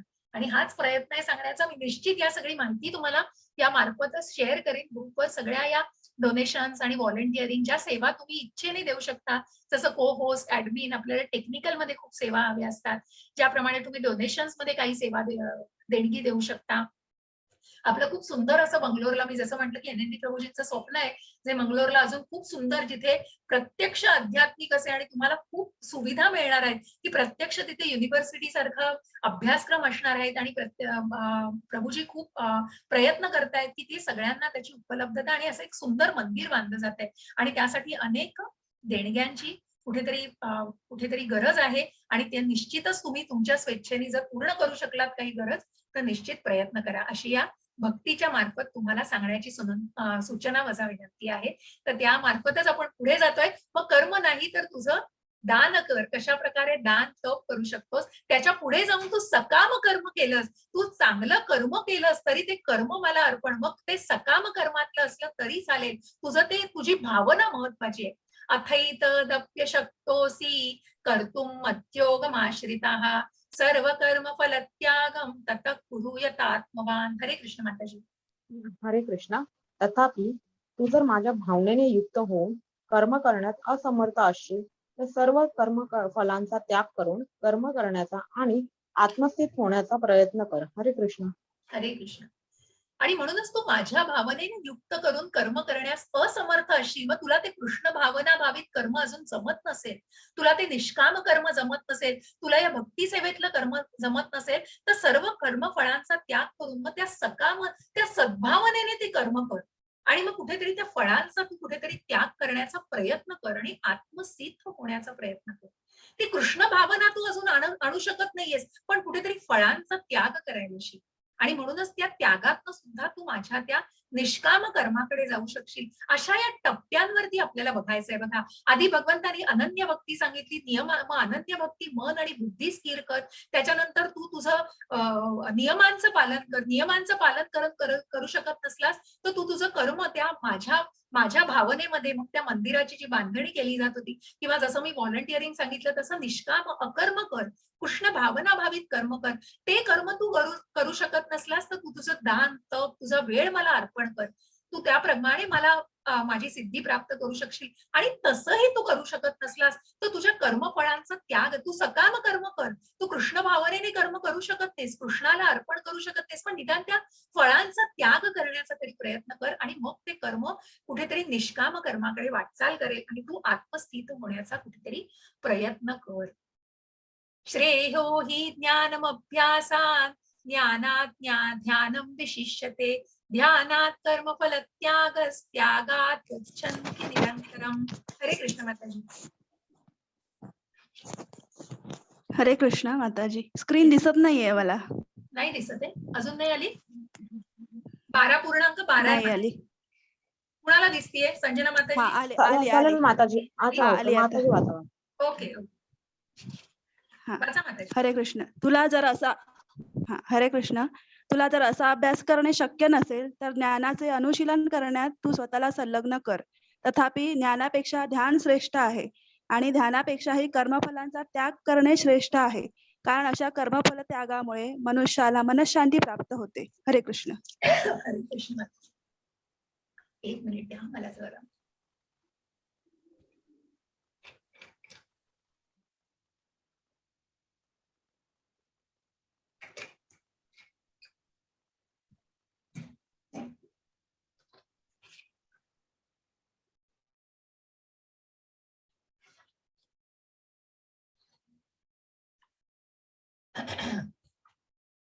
हरे कृष्ण. मग तुला जर हा अभ्यास करणं, तुला हे जर करणं शक्य नसेल, तुला जसं ही अनन्य भक्ती, साधना भक्ती या नियमांचं पालन किंवा अनेक या गोष्टी करून तू कर्म फळाचा त्याग करू शकत नसतील तर तू ते ज्ञान घे पहिला. आणि मग ते ज्ञान कसं संपादन करायचं तर वेदांचा अभ्यास आणि ज्ञानाचं अनुशीलन करण्यात तू स्वतःला संलग्न कर. मग त्याविषयीचं तू ज्ञान जाणून घे. कुठेतरी ध्यान कर. ज्ञानापेक्षा कुठेतरी ध्यान श्रेष्ठ आहे आणि या ध्यानाही पेक्षा कुठेतरी कर्मफळाचा. ही एक सुंदर अशी कथा आहे की ज्याच्यामध्ये या फळवालीनी भगवंतांना सगळी फळं त्यांच्याकडची देऊन टाकलेली. कुठलीही अपेक्षा नव्हती तिला, काही मिळालं नाही तरी पण नंतर तिच्याकडे अक्षरशः वर्षाव होतो त्या धनाचा. आणि अशा प्रकारे म्हणून त्या कर्मफलाचा तू त्याग केल्याने तुझं मन शांत होणार आहे. तू जरी ते कृष्ण भावनेमध्ये केलं नाहीस तरी त्या फळांचा जर तू त्याग करायला शिकलास तर कुठेतरी तुला ती मनशांती मिळणार आहे. म्हणून ज्ञान घे. ज्ञानापेक्षा ध्यान श्रेष्ठ आहे. तू ध्यान कर. मन तुझं एकाग्र करण्याचा प्रयत्न कर. ज्या ध्यान योगाला आपण बघितलं, अष्टांग योगाला खूप कठीण आहे तो मार्ग आणि म्हणूनच तू कुठेतरी त्याच्या माझ्या पुढे जाऊन कर्म फळाचा त्याग करण्याचा प्रयत्न कर. तू ते कर्म एका सकाम वृत्तीने केलंस, जरी तू एक सन्मार्गाने केलंस तरी त्याचा त्याग, फळांचा त्याग करायला ते कुठेतरी निष्काम कर्माकडे जाऊ दे. ते कुठेतरी अकर्माकडे मग पुढे आपोआप जाईल आणि तुला निश्चितच माझी सिद्धी प्राप्त होईल. कुठेतरी तुला ती सिद्धी निश्चितच प्राप्त होईल. हरे कृष्ण. हरे कृष्ण माताजी. हरे कृष्ण. वाचू का? हो वाचा माताजी. हरे कृष्ण दोघींनाही. जो 12, 13 आणि 14 जो जीवांचा द्वेष करीत नाही आणि सर्व जीवांचा सुहृदय मित्र आहे, जो मिथ्या अहंकारापासून मुक्त आहे आणि स्वतःला स्वामी समजत नाही, जो सुखदुःखामध्ये समभाव राखतो, जो क्षमाशील, सदैव तृप्त, आत्मसंयमी आहे आणि आपले मन व बुद्धी माझ्यावर स्थिर करून जो दृढ निश्चयाने भक्तीमध्ये संलग्न झालेला आहे तो मला अत्यंत प्रिय आहे. हरे कृष्ण माताजी. हरे कृष्ण. जो जीवांचा द्वेष करीत नाही, जसं मी तुम्हाला आधी हरिदास ठाकूरांची पण गोष्ट सांगितलेली की ज्यांचं कुठेतरी इतकं पवित्र आणि इतकं शुद्ध भक्तीमध्ये, मग ते खूप अनन्य भक्तीमध्ये असून सुद्धा अनेक द्वेष करणारी लोक होती, परंतु त्यांनी कुणाचाही द्वेष केला नाही आणि त्यांनी जरी त्यांच्याकडे वेश्येला पाठवलं गेलं तरी त्यांनी मनामध्ये कुणाचाही द्वेष केला नाही, तर त्या द्वेषाचं सुद्धा कुठेतरी परिवर्तन केलं, मनपरिवर्तन केलं आणि तिला त्यांनी दीक्षा दिली आणि कुठेतरी ध्यान म्हणजे त्यांना नामस्मरण करायला ती लागली आणि त्यांनी कुठेतरी आश्रय दिला की जिला दीक्षा दिली आणि तिला आपलं शिष्य बनवलं. असे हे हरिदास ठाकूर आणि असेच हे बिल्वमंगल ठाकूर म्हणून यांची ही गोष्ट आहे की सर्व जीवांचा सुहृदय मित्र आहे, जो मिथ अहंकारापासून मुक्त आहे, स्वतःला स्वामी समजत नाही, जो कुठेतरी सुख दुःखांमध्ये समभाव राखतो, अति सुखाने हर्षोल्लासित जाऊ होत नाही आणि अति दुःखाने गहिवरून आणि अगदी कुठेतरी खूप तळागाळाला पण जात नाही, आणि जो क्षमाशील आहे, सदैव तृप्त आहे, आत्मसंयमी आहे, आपलं मन बुद्धी माझ्यावर स्थिर करून तो दृढ निश्चयामध्ये भक्तीने संलग्न झालेला आहे, अशी ही अनन्य भक्ती. आणि म्हणूनच तो भगवंताला कुठेतरी प्रिय आहे. ज्या सुदामाची इथे चित्रामध्ये दाखवलंय, ही गोष्ट पण मी तुम्हाला सांगते, पुढे जाऊन आपल्याला पुढच्या श्लोकापर्यंत जायचंय, ही गोष्ट मी तुम्हाला बिल्वमंगल ठाकरांची सांगणार आहे. आणि मग कुठेतरी सुदामा जो ज्यांनी तेवढीच भगवंतांची जे साख्य होतं ते साख्य तितकंच निभावलेलं आहे, आणि त्या भगवंतांनी सुद्धा ते साख्य म्हणून भगवंतांनाही तो तितकाच प्रिय आहे, कारण त्यांनी कधीही भगवंतांची साथ सोडली नाही. ते नामस्मरण कुठलीही अपेक्षा त्याच्या बायकोनी त्याला सांगितलं होतं तेव्हा की तुम्ही जाऊन घेऊन या, तुमचा मित्र एवढा राजा आहे द्वारकेचा, तर तिकडे द्वारकेला आणि तुम्ही घेऊन या, परंतु त्याच्या मनामध्ये कुठलाही तो भाव नव्हता आणि त्याच्या मनामध्ये कृष्णाविषयी कुठलीही ईर्ष्या नव्हती, द्वेष नव्हता, परंतु फक्त ते एक सखा होता, तो भगवंतांचा अगदी प्रिय सखा, आणि तेच साख्य भगवंतांनीही त्याच्याबरोबर निभावलेलं आहे. आणि म्हणून दृढ निश्चयामध्ये तो भक्तीमध्ये संलग्न होता, त्याचीच भगवंतांनी सुद्धा तो भगवंतांना सुद्धा कुठेतरी प्रिय होता. असे भक्त भगवंतांना प्रिय आहेत. आणि अशीच एक चित्रकेतू महाराजांची ही गोष्ट आहे जी मी सांगते. हरे कृष्ण माताजी, कोण वाचणार? हरे कृष्ण माताजी. ज्याच्यामुळे कोणीही उद्विग्न होत नाही आणि जो इतर कोणामुळे उद्विग्न होत नाही, जो हर्ष आणि दुःख, भय आणि चिंता यामध्ये समभाव राखतो, तो मला अत्यंत प्रिय आहे. हरे कृष्ण माताजी. अशी ही गोष्ट आहे जिथे इथे तुम्हाला चित्रामध्ये दिसतंय की प्रत्यक्ष शंकर शिव हे भागवतम सांगतायत आणि भगवताची स्तुती, विष्णूची स्तुती सगळी गायन करतायत, आणि सगळेजण नारद मुनी, व्यास मुनी असे जे फक्त जे तिथे सगळे ऐकायला आलेले, ते स्तुती गायन ऐकायला आलेले आहेत, आणि प्रत्यक्ष शिवांच्या तोंडून ते ऐकतायत ते, आणि सती माता त्यांच्या मांडीवर बसलेली आहे शिवांच्या. परंतु हे सगळे भक्त इतके त्या आत्मिक पातळीवर आहेत की त्यांचं कोणाही शारीरिक पातळीवर ते विचार करणारे नाहीत कोणी, इतके ते शुद्ध भक्त आहेत. आणि म्हणूनच असे हे जो शिव भगवंतांचा जो अत्यंत संलग्न भक्त, असा अत्यंत लाडका भक्त, जे अगदी तपाला, म्हणून त्या देवी देवतांना ज्यांनी ते तपस्या इतकं त्या टोकाला, त्या समाधी इतकं त्याच्या पुढेही जाऊन इतकं ते ऑस्टेरिटी म्हणतो आपण, इतक्या त्या सखोल प्रमाणामध्ये अर्पण केलेलं आहे आणि स्वतःनी घेतलेला आहे, स्वीकारलेला आहे, अशा या भगवंतांची स्तुती भगवंत शंकर करतायत. आणि तिथून जाताना एक चित्रकेतू महाराज तिथून जातायत, आणि त्या जाताना त्यांच्या मार्गामध्ये ते शिवाची स्तुती ही ऐकतात. भगवंत शिव भागवताचं कथन करतायत आणि विष्णूची जी स्तुती करतायत आणि ते पुराण सांगतायत, तर ते ऐकताना थांबले. तेही तिथे ते पण एक शुद्ध भक्त होते चित्रकेतू महाराज, आणि ते बघता बघता थांबल्यानंतर त्यांनी शिवांकडे बघून एक हास्य केलं, परंतु ते हास्य बघून सती माता कुठेतरी संतापली, आणि ते हास्य शिवांना कळलं हो त्यांनी कुठल्या स्वरूपात केलंय, कारण ते ज्या प्रकारे कथन करत होते त्यांनी ते अगदी उल्लसित झालेलं त्यांचं मन, आणि म्हणूनच त्या उल्लसितेत त्यांनी ते हास्य दिलं होतं, जे काही एखादी आपण स्माईल म्हणतो ना, तसं ते त्यांच्याकडे बघून हसले होते. परंतु सती मातेला कुठेतरी त्यांचा तो अपमान वाटला की सती माता शिवांच्या मांडीवर बसल्यात, हे कुठेतरी बघून चित्रकेतू महाराज हसलेत, म्हणून सतीने त्यांना शाप दिलाय, वृतासूर बनाचा शाप दिला, परंतु चित्रकेतू महाराजांनी कुठेही डगमगले नाही, आणि त्याप्रमाणे त्यांनी तो शाप सुद्धा स्वीकारलेला आहे सती मातेचा. असा हा भक्त, असा हा शुद्ध भक्त.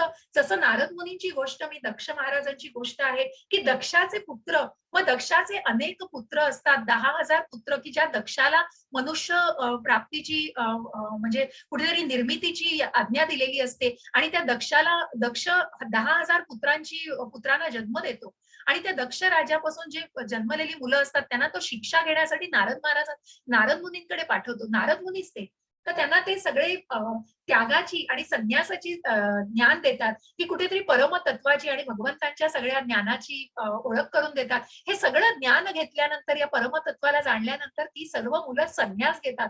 असंच अजून पुढच्या 5,000 मुलांचं होतं, आणि ते सुद्धा आपल्या मोठ्या भावांचं अनुकरण करतात, त्यांना फॉलो करतात. आणि मग तशा प्रकारे दक्ष महाराज चिडतात की तू माझा वंश पुढे चालू देऊ शकत नाही, तर तुला मी शाप देतो आणि तुला कुठलंही अढळ स्थान नसणार नाहीये, तुला एक असं छप्पर डोक्यावर नसणार आहे, तू सतत इकडे तिकडे फिरत राहणार आहेस. आणि तोच शाप नारद मुनींनी स्वीकारला, जो शाप वरदान म्हणून स्वीकारला आणि ते जागोजागी नारायण नारायण नारायण नारायण आणि असा भगवंतांच्या नामस्मरणाचा आणि आज्ञेचा आणि त्यांच्या उपदेशाचा, ज्ञानाचा सर्वत्र त्यांनी प्रसार केलेला आहे. ज्या वाल्मिकींना त्यांनी वाल्याकोळीला ज्यांनी वाल्मिकी बनवलं, ज्या मोक्षारी ऋषींचं मी उदाहरण दिलं, अशी अनेक भागवतामध्ये कथा आहेत की ज्यांना नारद मुनींनी दीक्षा दिलेली आणि नारद मुनींनी ज्ञान संपादन केलेलं आहे. आणि असं हे उत्तम भक्ताचं उदाहरण की जो दुःख भयामध्ये, आणि अशीच एक सुंदर श्रीवास ठाकरांची गोष्ट मला सांगावीशी वाटते तुम्हाला, की चैतन्य महाप्रभूंच्या काळातली ती गोष्ट आहे, चैतन्य चरितामृतामध्ये आहे. असे हे श्रीवास ठाकूर हे अत्यंत शुद्ध भक्त बरं का असेच. आणि या शुद्ध भक्तांच्या घरी, त्यांच्या घरी चैतन्य महाप्रभू कीर्तनाला यायचे आणि संकीर्तन चालायचं नामस्मरणाचं, हरे कृष्ण कृष्ण कृष्ण हरे हरे, हरे राम राम राम हरे हरे, असं नामस्मरण चालायचं. आणि त्या नामस्मरणाचा, संकीर्तनाचा पूर्णपणे प्रसार व्हायचा. आणि त्या संकीर्तनामध्ये तिथे नाच केला जायचा, असं मी प्रभुपादांनी कसं शिकवलंय, तर त्या संकीर्तनामध्ये सगळे अगदी मग्न दंग होऊन जायचे. आणि अशा प्रकारे एकदा चैतन्य महाप्रभू श्रीवास ठाकरांच्या घरी आलेले असतात. कीर्तन चालू असतं एका रूम मध्ये. दुसऱ्या रूम मध्ये श्रीवास ठाकूरांचा मुलगा, 7 वर्षाचा मुलगा काही आजाराने निधन पावलेला असतो. आणि तिथे त्याची डेड बॉडी असते, मृत शरीर असतं दुसऱ्या घरात, त्याच्यामध्ये दुसऱ्या खोलीमध्ये. आणि त्या खोलीमध्ये त्यांची बायको, श्रीवास ठाकरांची बायको तिथे बसून रडत असते, पण ती जोर जोरात रडूही शकत नाही. तिथे श्रीवास ठाकूर स्वतः येतात आणि ते सांगतात, तू जर रडलीस तर तिथे कीर्तनामध्ये अडथळा येईल, तू काही रडू नकोस, काही अशुभ झालेलं नाहीये, येणारा जीव हा मृत्यू पावतोच, कुठलीही अशुभ कष्ट घडलेली नाहीये. तू जर अजून रडलीस आणि कीर्तनात अडथळा आणलास तर तुला एका जागी 2 मृत जीव दिसतील, तुला माझीही इथे मृत शरीर दिसेल. आणि म्हणून ते त्या मातेला गप्प करतात आणि ते पुन्हा त्या दुसऱ्या खोलीमध्ये जाऊन कीर्तनामध्ये व्यस्त होतात चैतन्य महाप्रभूंच्या. चैतन्य महाप्रभू श्रीवास ठाकूरांना विचारतात की सगळं ठीक आहे ना? तर श्रीवास ठाकूर म्हणतात, हो ठीक आहे, परंतु मला आज माझ्या कीर्तनामध्ये गोडी येत नाहीये, माझ्या कीर्तनामध्ये मला अजिबात गोडी नाही. ते पुन्हा विचारतात श्रीवास ठाकूरांना, परंतु श्रीवास ठाकूर म्हणतात, नाही ठीक आहे सगळं.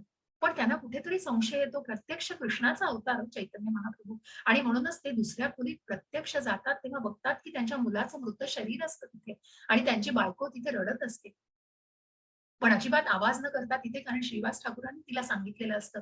आणि मग ते बघितल्यावर ते म्हणतात श्रीवास ठाकूरांना, अरे तू हे काय करतोस, तू माझं कीर्तन थांबवलं का नाहीस, तुझा मुलगा इथे मृत झालेला आहे. अहो तुम्ही माझी चेष्टा करता का प्रभू, तुम्ही प्रत्यक्ष कृष्ण आहात, तुम्ही जिथे आहात तिथे अशुभ कसं घडू शकेल. आणि म्हणून चैतन्य महाप्रभू हे ऐकल्यानंतर त्याला आलिंगन देतात, श्रीवास ठाकूरांना जवळ घेतात आणि म्हणतात, मी आजपासून तू म्हणजे अगदी माझ्या जवळचा आहेस तू आजपासून. कारण इतकी दृढ निश्चय, इतकी दृढ श्रद्धा भगवंतांवरती. आणि म्हणून ते कृष्णच हो प्रत्यक्ष. चैतन्य महाप्रभू त्या मुलाला कुठेतरी जीवदान देतात आणि तो मुलगा उठून बसतो. त्यांची बायको त्याला कुठेतरी नंतर मोक्ष मिळणार असतो, तर इव्हन तो मुलगा सुद्धा, उठून बसलेला मुलगा सुद्धा त्यांना मग नमस्कार करून की त्याच भावामध्ये आणि त्याच याच्यामध्ये सगळे असतात की कशा प्रकारे दृढ श्रद्धेमध्ये असतात. आणि असं हे की किती प्रकारे दृढ निश्चय असतो मनामध्ये की जिथे जिथे भगवंतांचा वास आहे तिथे काहीही अशुभ घडणार नाही. हरे कृष्ण माताजी. अशा या अनन्य भक्तीच्या, शुद्ध भक्तीच्या सगळ्या कथा आहेत. तर मी न राहून म्हणूनच तुम्हाला काही काही या छोट्या आहेत म्हणून सांगता आले. हरे कृष्ण. हरे कृष्ण माताजी. जो माझा भक्त साधारण दैनंदिन क्रियांवर अवलंबून नसतो, जो शुद्ध, कुशल, चिंतारहित, दुःखमुक्त आणि कोणतेही फळ प्राप्त करण्यासाठी महत् प्रयास करीत नाही, तो मला अत्यंत प्रिय आहे. हरे कृष्ण. मग जो दैनंदिन क्रियावर, मग तो कुठल्याही प्रकारच्या, मग त्यांनी स्वतःला त्या भौतिक क्रियांपासून कुठेतरी दूर नेलेलं असतं. जो शुद्ध, कुशल, चिंतारहित, दुःखमुक्त आणि कुठलंही फळ प्राप्त करण्यासाठी खूप काही प्रयास करत नाही. आणि म्हणूनच मग कुठेतरी तो निष्काम कर्मातून अकर्माकडे वाटचाल करीत असतो. कुठेतरी भौतिक बंधनातून त्यांनी स्वतःला मुक्त करण्याचा प्रयत्न केलेला असतो. असा भक्त मला निश्चितच प्रिय आहे. हरे कृष्ण माताजी. हरे कृष्ण. जो हर्षितही होत नाही किंवा दुःखही करीत नाही, शोकही करीत नाही किंवा आकांक्षाही करीत नाही, आणि ज्याने शुभाशुभ गोष्टींचा त्याग केला आहे, असा भक्त मला अत्यंत प्रिय आहे. हरे कृष्ण. हरे कृष्ण. बघा हे प्रल्हाद महाराजांचं उदाहरण आहे. की जो सुख, जो हर्षितही होत नाही, जो दुःखही करत नाही, ज्या हिरण्यकश्यपूनी आपण सांगितली याच्याही आधी मी कथा, की कशा प्रकारे बघा हत्तीच्या पायाखाली दिलं जात आहे, गरम तेलामध्ये त्याला टाकलं जातं, अनेक राक्षसांमध्ये सर्पांमध्ये टाकलं जातं, उंच उंच अशा दरीमधून त्याला ढकलण्याचा प्रयत्न केला जातो, अशा प्रत्येक वेळी त्याला मरण यातनातून जावं लागतं, परंतु त्यांनी कशाचाही शोक केला नाही, कुठली आकांक्षा केला नाही, मनामध्ये फक्त बघा हात जोडलेले आहेत आणि माझ्या प्रभू मला भगवंत वाचवणार आहेत, इतकी दृढ श्रद्धा मनामध्ये आहे, ज्याने शुभ अशुभ सर्व गोष्टींचा त्याग, व ती खूप शुद्ध भक्ती आहे, हो ती फक्त अनन्य साधारण अशी भक्ती आहे. आणि म्हणूनच ती भक्ती म्हणजे प्रल्हाद महाराजांचं आपण जे स्थिताधीर मुनी दुसऱ्याही अध्यायात आपण त्यांचं उदाहरण घेतलेलं आहे, की अत्यंत त्यांनी स्वतःला इतकं नियंत्रित केलेला असा हा भक्त, आणि असा भक्त भगवंतांना अतिशय प्रिय आहे. हरे कृष्ण माताजी. हरे कृष्ण. जो मनुष्य शत्रू आणि मित्र यांच्या ठिकाणी समान असतो, जो मानापमान, शीत उष्ण, सुख दुःख, स्तुती निंदा यामध्ये समभाव राखतो, जो कुसंगापासून नेहमी मुक्त असतो, सदैव शांती आणि जे काही मिळेल त्यात संतुष्ट असतो, जो घरादाराची काळजी करीत नाही, ज्ञानामध्ये स्थित आहे आणि भक्तीमध्ये संलग्न झालेला आहे, तो मला अत्यंत प्रिय आहे. हरे कृष्ण. हरे कृष्ण माताजी. हरे कृष्ण. हे गुण आहेत. मग जसं मी म्हटलं की या भक्तीमधून पुढे गेल्यानंतर भगवंतांना काय प्रिय आहे, मग कुठले गुण भगवंतांना प्रिय आहेत, मला कोण व्यक्ती प्रिय आहे, हे भगवंत सांगतायत की त्याने कुठेतरी समतोल राखलेला आहे. या सगळ्या शीत उष्ण जशा वेगवेगळ्या प्रकारचे टप्पे चढ उतार येत आहेत, पण ते सगळे झेलायला तो भक्त तयार आहे, आणि त्यांनी स्वतःच कुठेतरी सामर्थ्य इतक्या त्या टोकाला नेलेलं आहे. हे अमरीश महाराजांचं उदाहरण आहे, ज्यांनी दुर्वास मुनींनी ज्यांचा द्वेष केला, इतके इतके शुद्ध भक्त अमरीश महाराज की त्यांनी त्या शापाचा सुद्धा त्यांच्या स्वीकार केलेला होता. आणि ही कथा पुढेही आपल्या अध्यायात एका पूर्ण येणार आहे, तेव्हा मी सांगेन. अशा या अमरीश महाराजांनी त्यांच्यावर नंतर सुदर्शन चक्र सोडलं जातं भगवंतांकडून, कारण ज्या भक्ताचा, जसं प्रल्हाद महाराजांसाठी भगवंतांनी नृसिंहाचा अवतार घेतला होता ज्या भक्ताच्या रक्षणासाठी, तसंच या अमरीश महाराजांनी भगवंतांनी दुर्वास ऋषींवर सुदर्शन चक्र सोडलेलं होतं, आणि जे पळत पळत इतर लोकांमध्ये जात होते, इतर ग्रहांवर क्षमा मागण्यासाठी जात होते, पण कुठेतरी मग ते अमरीश महाराजांनाच, म्हणजे त्या भक्ताला, त्या भक्ताचं रक्षण करण्यासाठी भगवंतांनी किती अतूट, कारण त्यांनी स्वतःला कुठेही शोक केला नाही, त्या शापाचा स्वीकार केलेला आहे, कुठल्याही प्रकारचं दुःख मानले नाही. ही गोष्ट मी तुम्हाला डिटेलमध्ये नक्की पुढच्या 2 अध्यायांमध्ये त्याचा परत येणार आहे उल्लेख, तेव्हा मी सांगते तुम्हाला. आणि त्या ज्ञानामध्ये ते स्थित झालेले आहेत, भक्तीमध्ये तो अत्यंत संलग्न झालेला भक्त आहे.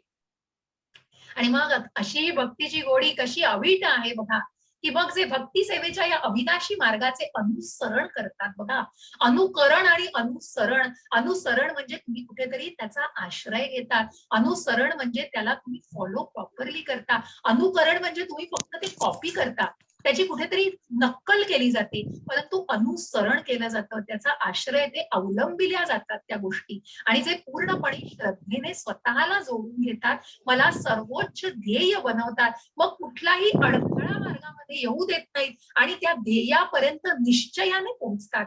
कारण त्या भगवंतांना असे हे बिल्वमंगल ठाकूर आहेत, ज्यांचं उदाहरण, ज्याची एक पटकन गोष्ट मी तुम्हाला एक 5 मिनिटात सांगते, 5 मिनिटं पण नाही, 2 मिनिटांमध्ये. असे हे बिल्वमंगल ठाकूर कशा प्रकारे स्वतःला भक्तीमध्ये घडून घेतलेलं त्यांनी. या बिल्वमंगल ठाकूर हे आधीच्या जन्मामध्ये कुठेतरी खूप संन्यासी होते बरं का. तर त्या संन्यासी, त्या पुण्यकर्माने, जसं मी म्हटलं ना, की ज्या आपण आधीच्या अध्यायांमध्ये वाचलंय, 7व्याही अध्याय, की जे पूर्ण करू शकत नाही आपला भक्तिभाव, त्यांना पुढच्या जन्मामध्ये सुद्धा त्या श्रीमंत घरांमध्ये जन्म मिळतो. आणि असे हे बिल्वमंगल ठाकूरांना सुद्धा जन्म मिळाला होता एका श्रीमंत घरामध्ये, आणि श्रीमंत घरामध्ये जन्म मिळाल्यानंतर ते आपलं पुण्यकर्म करत असतात आणि आपल्या मार्गावर असतात, परंतु त्यांना त्याच्या आधीचं बॅकग्राऊंड एक द्यायचं, तर त्यांना एक शाप मिळालेला असतो. जेव्हा ते पुण्यकर्मामध्ये संन्यासी असतात, तेव्हा ते भागवताचं कथन करत असतात आणि अन्नदान करत असतात. ते अन्नदान करताना त्यांना काही रक्कम कमी पडते, द्रव्य कमी पडतं, आणि म्हणून ते त्या द्रव्याच्या शोधात जातात. त्या द्रव्याचा शोध घेत असताना ते स्मशानाच्या बाजूने जात असतात, आणि तिथे एक बरेच असा असा एक समूह असतो की जे कुठेतरी रुदन करत असतात आणि कोणाचा तरी मृत्यू झालेला असतो, तिथे प्रेत असतं कोणाचं तरी. आणि म्हणूनच तेव्हा बिल्वमंगल ठाकूर बघतात तर खूप सगळे अलंकारित वगैरे अशी लोक असतात की एका राजघराण्यातली सगळी दिसत असतात. आणि मग ते तिथे थांबतात, तर त्यांना कळतं की त्या राजकन्येचा मृत्यू झालाय आणि सगळे तिच्या अंत्यसंस्कारासाठी आलेले आहेत. आणि त्या राजकन्येच्या अंगावरती अनेक अलंकार बघतात. मग जेव्हा राजा सगळे विधी वगैरे पार करून सगळे तिथून निघून जातात, तेव्हा बिल्वमंगल ठाकूर त्या अलंकाराने मोहित होतात आणि कुठेतरी आपल्याला ही कृष्णासाठीच आपण या भगवंतांसाठी या भागवताच्या ह्याच्यात वापरायचंय, तर आपण हे अलंकार का घेऊ नये. म्हणून ते अलंकार, प्रेतावरचे अलंकार काढायला जातात. आणि ते काढताना त्यांना आवाज येतो आणि तो आवाज लिटरली म्हणजे ती प्रत्यक्ष ती मुलगी, ती राजकन्या बोलत असते की तू हे घेऊ नकोस. तर तुला जर धन हवं असेल तर तू माझ्या बाबांकडे जा, माझ्या खोलीमध्ये एक पेटी आहे, त्याच्यात खजिना आहे आणि माझे वडील तुला नक्की मदत करतील, ते राजा आहेत. त्याप्रमाणे बिल्वमंगल ठाकूर हे अचानक खूप त्यांना आश्चर्य वाटतं, पण ते त्या संवादानं ऐकून पुढे जातात आणि त्या राजाकडे जाऊन ती रक्कम घेऊन त्यांचं जेवढं काही असतं, परंतु तरीही त्यांना रक्कम कमी पडते. आणि मग त्यांचा तो मोह अजून आवरलेला नसतो त्यांनी. आणि मग तरीही ते जातात आणि तो जो नेकलेस असतो, जो हिऱ्यांचा नेकलेस असतो त्या राजकन्येच्या प्रेतावरचा, तो ते काढून नेतातच. परंतु हे बघताना ती राजकन्या कुठेतरी त्यांना शाप देते की तू जरी हे सगळं संन्यास कर्म, पुण्यकर्म करत असलास तरी तुला अजून एक जन्म घ्यायला लागेल आणि मग तुला मोक्ष मिळेल. तुला अजून एक जन्म काढायला लागेल, कुठेतरी त्या जन्मामध्ये तुला भोगायला लागतील. आणि मग त्याच आधारावर पुढचं मी जे सांगितलं की या बिल्वमंगल ठाकूरांना कुठेतरी वेश्यागमन करण्याचा, तो स्त्रीगमन करण्याचा ते जन्म मिळतो आणि त्या जन्मामध्ये ते स्त्रीगमन करत असतात. जरी त्या आधीच्या कर्मामध्ये त्यांनी पुण्यकर्म सगळी केली असती, त्यांनी भागवताचं वाचन आणि अंत्यन्न संन्यासी असतील, तरी त्यांनी तो जो नेकलेस घेतला आणि तो घेतल्यामुळे त्यांना त्या राजकन्येचा शाप स्वीकारायला लागला आणि म्हणून त्यांना तो स्त्रीगमन करण्याचा जन्म स्वीकारायला लागला. आणि ते स्त्रीगमन करत असत आणि ते इतकं त्यांना ओढ असायची स्त्रीगमनाची की स्वतःच्या वडिलांचा मृत्यू झाल्यानंतर त्यांचे श्राद्ध विधी सुद्धा पटापट पटापट उरकून त्या स्त्रीकडे जाण्यासाठी त्यांचा कुठेतरी स्वतःला ते आवडू शकत नाही. आणि अत्यंत पाऊस पडत असतो, खूप कोसळत असतो पाऊस, तर त्या स्त्रीला वाटतं की आता ते काही त्याच्याकडे येणार नाही. त्या स्त्रीला पण भावना असतात त्यांच्याबद्दलच्या, परंतु तिला वाटतं की आता काही येणार नाही एवढ्या या पावसामध्ये.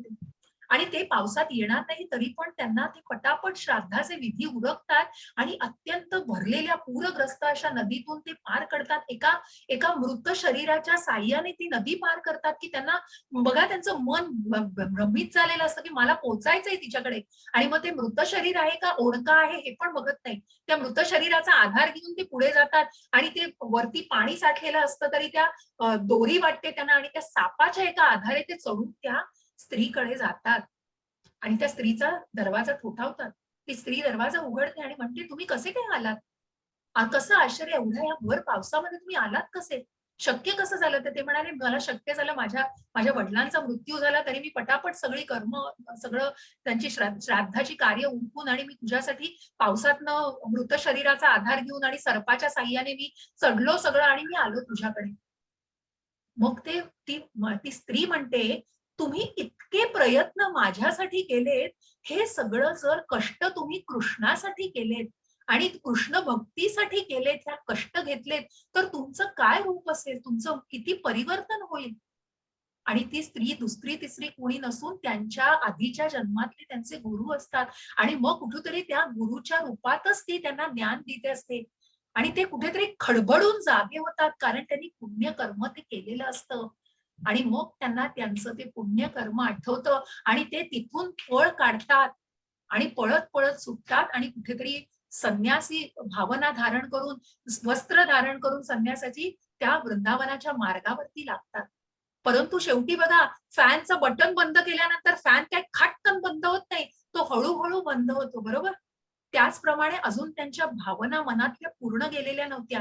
त्या वाटेवरती, वृंदावनाच्या वाटेवर सुद्धा जाताना वाटेमध्ये ते एका ब्राह्मणाच्या स्त्रीकडे पुन्हा आकर्षित होतात आणि त्या स्त्रीकडे बघायला लागतात. आणि त्या स्त्रीलाही कळतं हे आपल्याकडे बघतात, म्हणून ती पटापट मार्ग साधून ती आपल्या घरी जाते. परंतु हे त्या स्त्रीच्या मागे जातात आणि त्या स्त्रीच्या मागे गेल्यानंतर ते त्या आतमध्ये गेलेली असते स्त्री, म्हणून ते त्याच्या पतीला विचारतात की मग ते विचारतात, काय काम आहे बाबाजी तुमचं? तर त्यांचा संन्यासी अवतार विचारून ते म्हणतात की काय काम आहे तुमचं? तर ते म्हणतात, मला तुमच्या पत्नीशी बोलायचंय. तर ते त्या पत्नीशी बोलायला ते म्हणतात, हो मी बोलवतो तिला बाहेर. आणि मग ते त्यांच्या पत्नीला बाहेर बोलावतात. बाहेर बोलावल्यानंतर बिल्वमंगल ठाकूर तिच्याकडे काय मागतात, तर तुमच्या केसातली मला पिन द्या तुमची.